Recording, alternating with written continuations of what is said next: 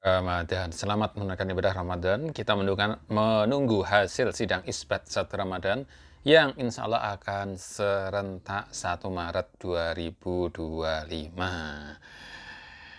NU Muhammadiyah terutama sudah menetapkan bahwa 1 Ramadan adalah 1 Maret 2025. NU memang masih menunggu sidang isbat, tapi kemungkinan besar karena tinggi hilal 3 derajat lebih sama 1 Maret juga.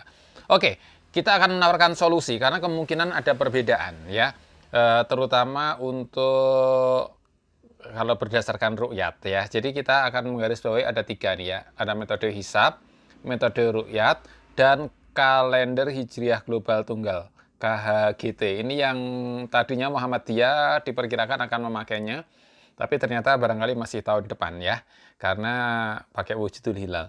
Jadi posisi sekarang kalau pakai hisab wujudul hilal, teman-teman Muhammadiyah sudah pasti 1 Maret. Karena tinggi hilal 3 derajat lebih. Jadi sudah positif. Kalau teman-teman NU dan kementerian dan lain-lain kalau pakai Imkanur Ru'yat ya, itu juga 1 Maret karena 3 derajat lebih. Kan kriterianya 3 derajat ya. Dengan elongasi 6,4. Jadi ini sudah sepakat. Kita kemungkinan besar gitu.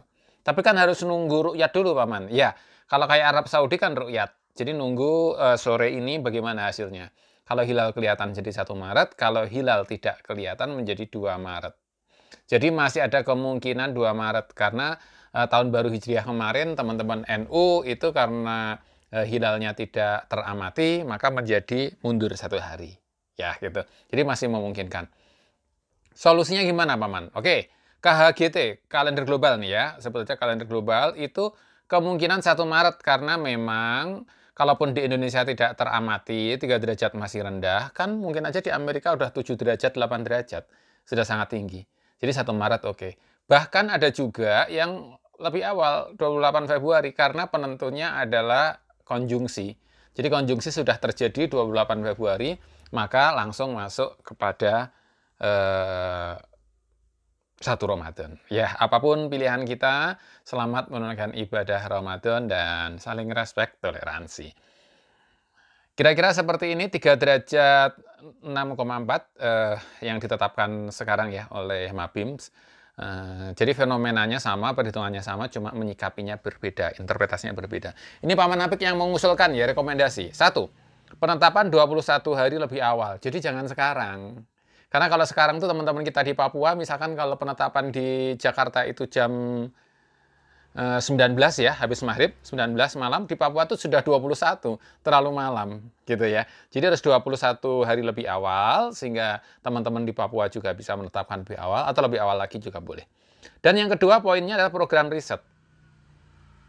Kalau gagal ru'yat, kriterianya naik. Nah, Pak Menapik mengusulkan misalkan 1 derajat ya. 1 derajat kalau tidak teramati, maka kriterianya naik. Untuk awal bulan itu menjadi misalkan 1,5.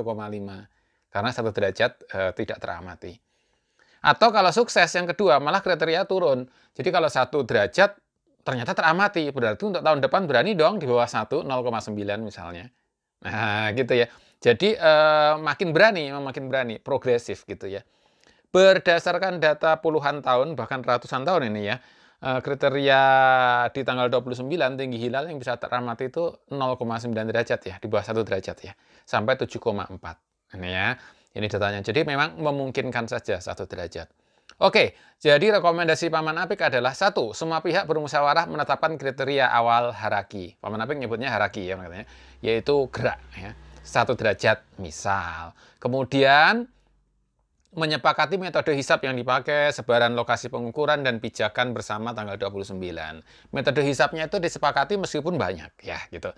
Yang poin kedua, musyawarah menetapkan Idul Fitri berdasar kriteria awal haraki. Misal 1 derajat tadi ya, 21 hari lebih awal. Jadi ditetapkannya 21 hari lebih awal Idul Fitri.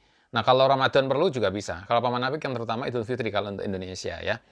Kemudian poin ketiga adalah melaksanakan ru'yat empiris. Jadi benar-benar memang ru'yat kita ya. Pada senja tanggal 29 di berbagai macam titik dan membuka partisipasi bagi masyarakat luas. Boleh ya, masyarakat luas juga boleh. Kan zaman Kanjeng Nabi juga boleh ya masyarakat. Hasil ru'yat dilaporkan ke panitia khusus dan dipublikasi. Hasil ru'yat tidak mengubah ketetapan Idul Fitri, tetapi berpengaruh pada kriteria hierarki berikutnya. Jadi kalau misalkan 1 Ramadan itu 1 Maret, ternyata tapi nggak kelihatan 1 derajat misalnya, itu tidak berpengaruh, tetap 1 Maret itu adalah 1 Ramadan. Tapi kriteria 1 derajat yang gagal tadi menjadi dinaikkan jadi 1,5 misalnya. Jadi untuk tahun depan akan lebih hati-hati, misalnya gitu ya. 4. Musyawarah mengkaji hasil ru'yat dan bersiap-siap menetapkan kriteria hierarki yang baru. Nah, tapi kita masih punya data 11 bulan lagi, jadi kriteria hierarki yang 1 derajat tadi bisa naik, bisa turun. Yang kelima, kembali musyawarah untuk menetapkan Idul Fitri di tahun itu dengan kriteria hierarki yang baru. Proses hisab ru'yat hierarki ini akan berulang secara dinamis. Nah, dengan cara ini, insya Allah persatuan umat lebih terjaga. Terima kasih. Bagaimanapun, Paman kalau pakai global kan bisa? Iya, global ya. Kalau pengen global itu juga bisa, kalau Paman sarankan untuk global itu lebih bersifat sebagai keperluan sipil ya. Nah, jadi ini pun juga Paman Apik juga mengarahkan kepada keperluan sipil meskipun juga untuk keperluan ibadah juga ya. Bagaimana menurut Anda? Jangan tulis komen, like, subscribe, dan share. Terima kasih.